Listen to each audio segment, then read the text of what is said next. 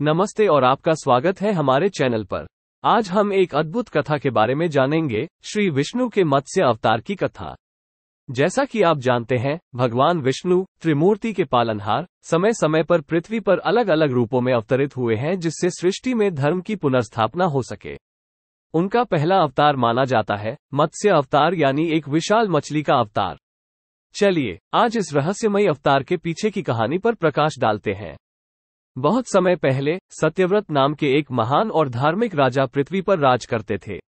एक दिन जब वो नदी में स्नान कर रहे थे, एक छोटी सी मछली उनकी अंजलि में आ गई।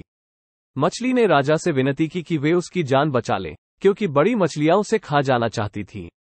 इस पर राजा सत्यव्रत ने उस छोटी सी मछली पर दया दिखाई और उसे मिट्टी के एक बर्तन में रख दिया। जैसे जैसे दिन बीतते गए, मछली बहुत तेजी से बढ़ने लगी। वो मिट्टी के बर्तन के लिए काफी बड़ी हो चुकी थी। राजा सत्यव्रत ने समझ लिया कि ये कोई साधारण मछली नहीं है। उन्होंने उसे एक तालाब में रखा, लेकिन जल्द पता चला कि तालाब भी मछली के आकार के लिए अपर्याप्त था। राजा ने फिर मछली को गंगा नदी में ले जाकर छोड़ा, पर गंगा भी उसके बढ़ते हुए स्वरूप के सामने छोटी पड़ रही थी। तब अंत में मछली को सागर में स्थापित किया गया। सागर में पहुंचकर मछली ने विशाल रूप धारण कर लिया। मछली ने राजा सत्यव्रत से कहा, हे राजन, जल्द ही प्रलय आने वाली है। सारी पृथ्वी जलमग्न होने वाली है। इसलिए मैं आपको ये बताने आया हूँ कि आपको अपने परिवार की, सभी सप्त ऋषियों की और समस्त औषधियों की रक्षा के लिए एक बड़ी नाव का निर्माण करना है। प्रलय के समय मैं वापस आऊंगा और आप सभी की रक्षा करूंगा।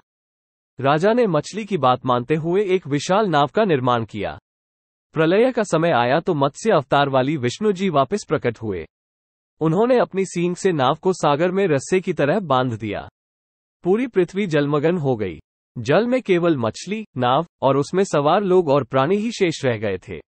विशाल मत्स्य ने नाव को खींचते हुए सुरक्षित स्थान पर पहुंचाया। जल फिर से धीरे धीरे घटने लगा और प्रलय से सृष्टि की रक्षा हुई।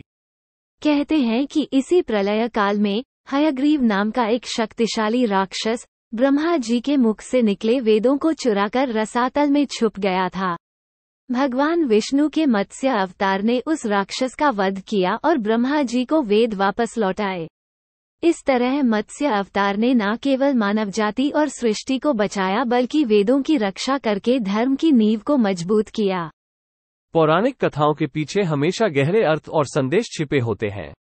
मत्स्य अवतार की गाथा भी इससे अछूती नहीं है। इस कहानी से कई महत्वपूर्ण संदेश मिलते हैं। दया और करुणा। मत्स्य अवतार की कथा हमें दया और करुणा का महत्व समझाती है। छोटी सी मछली पर दया करने के कारण ही सत्यव्रत के प्रयासों से मानवता और सृष्टि की रक्षा हुई। धर्म और सत्य की विजय। इस कथा के मूल में अंततः धर्म की ही विजय होती है, ये भावना है। मत्स्य अवतार ने हयग्रीव का वध करके धर्म ग्रंथों को पुनः स्थापित किया, जिससे सत्य और ज्ञान की रक्षा हो सकी। विकास और परिवर्तन। छोटी मछली का विशाल मत्स्य अवतार में परिवर्तन हमें याद दिलाता है कि परिवर्तन सृष्टि का एक अभिन्न अंग है।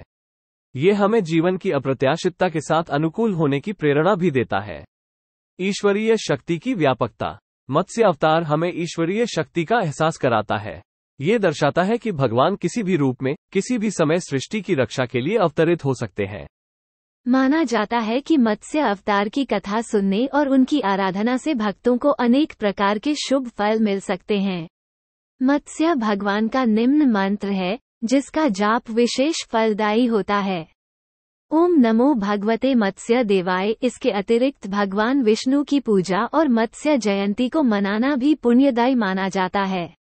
दोस्तों, हमें आशा है कि मत्स्य अवतार की ये कथा आपको पसंद आई होगी। ये पहला अवतार होने के साथ साथ यह हमें विष्णु जी की असीम शक्ति और करुणा की याद दिलाता है। यदि आपको ये वीडियो पसंद आया तो लाइक और शेयर करना ना भूलें, और कमेंट करके जरूर बताएं आप भगवान विष्णु के किस अन्य अवतार के बारे में जानना चाहते हैं।